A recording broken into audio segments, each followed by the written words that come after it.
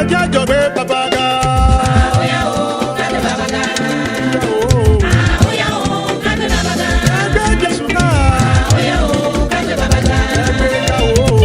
Àóyá o, kágbé bàbá ga. Calvary Power Gospel Outreach in conjunction with Ayegun Baptist Church wọ́n tún tẹ pẹpẹ Ogbomoso Solution Night December edition èyí tó máa jẹ́ aláìyè pọ̀nbélé àkórí fún ti oṣù kejìlá yìí ni Breaking Through Praise Night Isaiah chapter 43 verse 19. Ẹ jẹ́ kí a jọ pé papọ̀ nínú ìjọ onítẹ̀bọmi Ayegun Baptist Church ní Ogbomoso ni o. Níbi táti máa fi orin pe ọwọ́ Olúwa sọ̀kalẹ̀ tí ìdè yóò sì mọ já tí àjàgà yóò mọ di wíwó kalẹ̀. Agbára bíi tọjọ́ Jósẹ́fátì yóò ṣiṣẹ́. Agbára bíi tọjọ́ Pọ́ọ̀lù àti Sílà nínú ilé túbú yóò sì sọ̀kalẹ̀ níbi tí olórí burúkú yóò ti di olóríire. Àjàgà yóò di wíwó palẹ̀. Ogun ayé onípòjìpò yóò sì mọ pòórá. Bible root and powerful message. Revealing prayer session. Healing and salvation. Deliverance ministration. Ó gbọ́dọ̀ gbẹ̀yìn nítorí pé ogun tó bá òde December kò yẹ kó bọ̀ ọwọ́ January 2025. Ìwọ náà máa bọ̀ níbi tí ọ̀gọ̀rọ̀ àwọn ẹni àmì òróró àti àwọn tọ́mọjú lẹ́jà orin yóò ti máa sọtẹ́lẹ̀. Yorin yóò sì máa fi ọwọ́ Olúwa sọ̀kalẹ̀. Àwọn bíi Evangelist Joel Ọlásùnkànmí Adédèjì Evangelist Sunday Àkàndé Revd Dr. Felix Oyèbísí ọ̀gọ̀rọ̀ àwọn olórin ẹ̀mí tí Olúwa yóò ti pàṣẹ wọn mọ̀ mú kí iṣẹ́ ìyanu kọ́ mọ̀ sẹ́ni. Evangelist NC Olúwafẹ́mi láti ìlú Ọ̀yọ́ Lady Evangelist Wùmí Ìbíkúnlé pẹ̀lú Pastor Miss Damilọ́lá Ògòtódé bàbá wa Revd Evangelist Wale Okekunle ó ní ìran náà yóò bẹ níkàlẹ̀ láti sọ̀rọ̀ àṣàṣà yóò ní kòtìkò nígbà tí àlùfáà ọ̀mọ̀wé Paul ọ̀kan làwọn Ọlálẹ́yẹ àlùfáà àjọ onítọ̀bọmi Ayégún yóò mọ gba gbogbo ènìyàn lálejò síwájú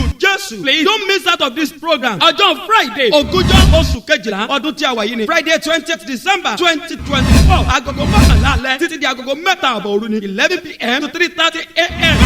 Jesus, the miracle worker, will provide solution to all your problems. No controversy. Jesus is Lord.